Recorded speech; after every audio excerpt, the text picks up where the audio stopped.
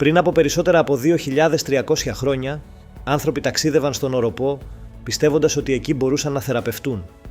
Δεν έψαχναν έναν γιατρό, έψαχναν έναν Θεό.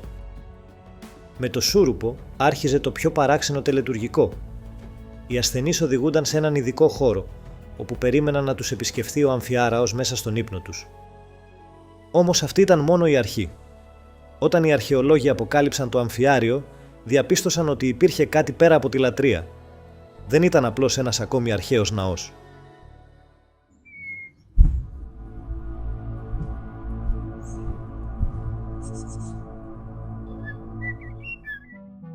Πριν γνωρίσουμε το ιερό, αξίζει να γνωρίσουμε τον άνθρωπο που βρισκόταν στο επίκεντρο της λατρείας του. Στην ελληνική μυθολογία, ο Αμφιάραος ήταν ένας ξακουστός μάντης και ήρωας του Άργους, απόγονος του Μελάμποδα. Έγινε γνωστός από την εκστρατεία των 7 επί Θήβας. Όλα ξεκίνησαν από μια διαμάχη για τον θρόνο της Θήβας. Οι δύο γη του Ιδίποδα, ο Αιτεοκλής και ο Πολυνίκης, συγκρούστηκαν για το ποιος θα κυβερνήσει την πόλη. Όταν ο Αιτεοκλής έδιωξε τον αδελφό του από τη Θήβα, ο Πολυνίκης κατέφυγε στο Άργος για να ζητήσει βοήθεια. Εκεί έπεισε το βασιλιά Άδραστο να οργανώσει εκστρατεία εναντίον της Θήβας, με σκοπό να τον επαναφέρει στο θρόνο. Ο Αμφιάραος όμως ήταν αντίθετος. Σύμφωνα με την παράδοση, είχε μαντικές ικανότητες και γνώριζε πως η εκστρατεία θα κατέληγε σε καταστροφή. Γι' αυτό αρνήθηκε να συμμετάσχει. Όμως η σύζυγός του, η Ερυφίλη, δωροδοκήθηκε από τον Πολυνίκη και τον υποχρέωσε να πάρει μέρος. Πριν αναχωρήσει για την εκστρατεία, ο Αμφιάραος έδωσε μια τελευταία εντολή στους γιους του. Αν ο ίδιος δεν επέστρεφε, να σκοτώσουν τη μητέρα τους, την Ερυφίλη, εκδικούμενη την προδοσία που, όπως πίστευε, θα τον οδηγούσε στον θάνατο. Έτσι συγκροτήθηκε η περίφημη εκστρατεία των 7 επί Θήβας. Η προφητεία του Αμφιάραου επαληθεύτηκε. Στη μάχη, σχεδόν όλοι οι αρχηγοί σκοτώθηκαν. Καθώς οι εχθροί καταδίωκαν τον Αμφιάραο για να τον σκοτώσουν, ο Δίας έριξε έναν κεραυνό. Η γη άνοιξε και κατάπιε τον Αμφιάραο μαζί με το άρμα του. Ο Παυσανίας αναφέρει πως αργότερα ο Αμφιάραος εμφανίστηκε ξανά, όχι πλέον ως θνητός αλλά ως θεός. Μετά τον θάνατό του, ο Αμφιάραος πέρασε από τη σφαίρα των ηρώων στη σφαίρα της θεϊκής λατρείας. Στον οροπό δημιουργήθηκε ένα από τα σημαντικότερα ιερά του, όπου λατρεύτηκε ως θεραπευτική και μαντική θεότητα. Από τα τέλη του 5ου αιώνα π.Χ., το αμφιάριο εξελίχθηκε σε ένα από τα σημαντικότερα θεραπευτικά ιερά της αρχαίας Ελλάδας. Παρέμεινε ενεργό μέχρι και την ύστερη αρχαιότητα. Δεν ήταν νοσοκομείο με τη σημερινή έννοια. Ήταν ένας ιερός χώρος όπου η θεραπεία συνδεόταν με τη λατρεία. Μία από τις πιο χαρακτηριστικές πρακτικές του ιερού ήταν η εγκίμηση. Ο ασθενής πρόσφερε θυσία στον Θεό και σύμφωνα με την παράδοση θυσίαζε ένα κρυάρι. Σύμφωνα με την περιγραφή του Παυσανία, ο πιστός στη συνέχεια ξάπλωνε πάνω στο δέρμα του, περιμένοντας μέσα στον ύπνο του την παρέμβαση του Αμφιάραου. Η θεραπεία λοιπόν δεν ήταν απλώς μια προσευχή. Ήταν μια ολόκληρη τελετουργική εμπειρία. Το αμφιάριο ήταν χτισμένο δίπλα σε έναν χήμαρο, μέσα σε ένα καταπράσινο φυσικό τοπίο. Ακόμη και σήμερα, το τοπίο γύρω από τον αρχαιολογικό χώρο διατηρεί μεγάλο μέρος αυτής της φυσικής ομορφιάς, αν και ο χήμαρος δεν έχει πάντα νερό. Γύρω από τον ναό αναπτύχθηκε ένα οργανωμένο συγκρότημα. Περιλάμβανε τον δωρικό ναό του Αμφιάραου, μεγάλο βωμό, εγκυμητήριο, λουτρικές εγκαταστάσεις, θέατρο και στάδιο. Οι επισκέπτες δεν έρχονταν μόνο για να προσευχηθούν.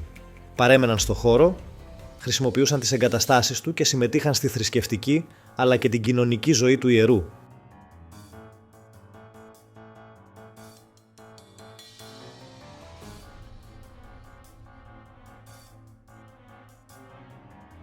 Το αμφιάριο δεν ήταν μόνο τόπος θεραπείας. Το ιερό φιλοξενούσε μουσικούς, αθλητικούς και ιππικούς αγώνες, ενώ διέθετε και θέατρο. Σημαντικότερη γιορτή ήταν τα μεγάλα αμφιάρια, που τελούνταν κάθε 5 χρόνια προς τιμήν του Αμφιάραου, ενώ υπήρχαν και τα μικρά αμφιάρια που γιορτάζονταν κάθε χρόνο. Έτσι το ιερό εξελίχθηκε σε έναν χώρο όπου συνυπήρχαν η λατρεία, ο πολιτισμός, ο αθλητισμός και η δημόσια ζωή. Υπήρχε όμως ακόμη ένας παράγοντας που ήταν απαραίτητος για τη λειτουργία του ιερού: το νερό. Τροφοδοτούσε τα λουτρά και εξυπηρετούσε τις ανάγκες των επισκεπτών. Την ίδια στιγμή όμως έπρεπε να ελεγχθεί ο χήμαρος που περνούσε δίπλα από το αμφιάριο. Γι' αυτό κατασκευάστηκαν οργανωμένες υδραυλικές εγκαταστάσεις που προστάτευαν το ιερό και εξασφάλιζαν την ομαλή λειτουργία του. Ιδιαίτερη σημασία για το ιερό είχε η ιερή πηγή.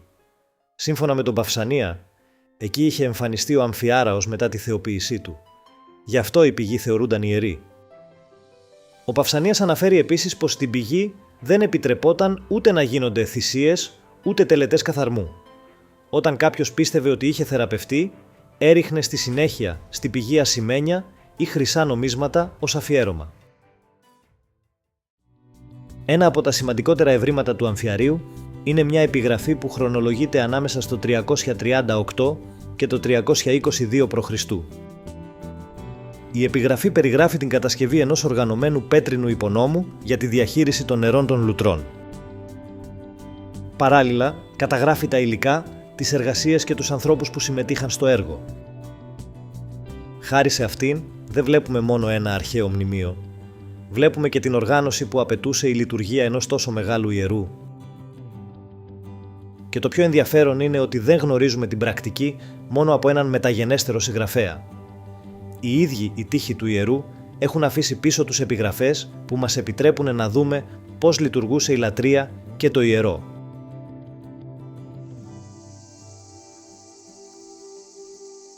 Στα δυτικά του ιερού βρισκόταν μια εντυπωσιακή υδραυλική κλεψίδρα, ένα αρχαίο ρολόι που μετρούσε τον χρόνο μέσω της ελεγχόμενης ροής του νερού. Η κλεψίδρα αποτελεί ένα ακόμη στοιχείο που αποκαλύπτει πόσο σύνθετη ήταν η οργάνωση του ιερού.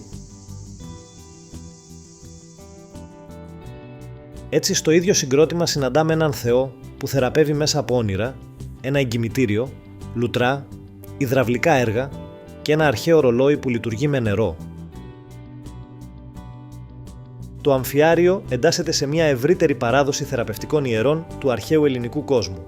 Όπως και στα Ασκληπιεία, η θεραπεία δεν διαχωριζόταν από τη λατρεία, τις τελετουργίες και τη διαμονή στον ιερό χώρο.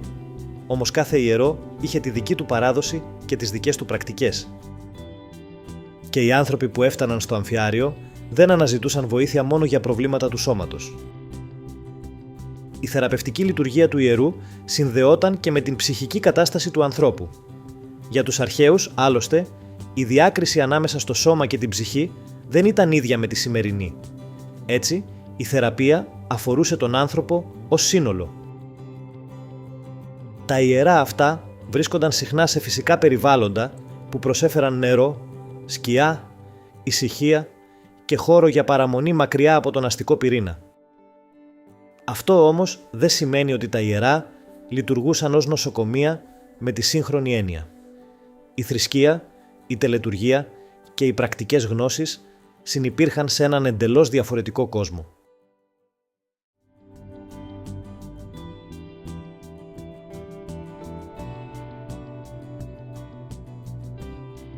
Σας ευχαριστούμε που παρακολουθήσατε.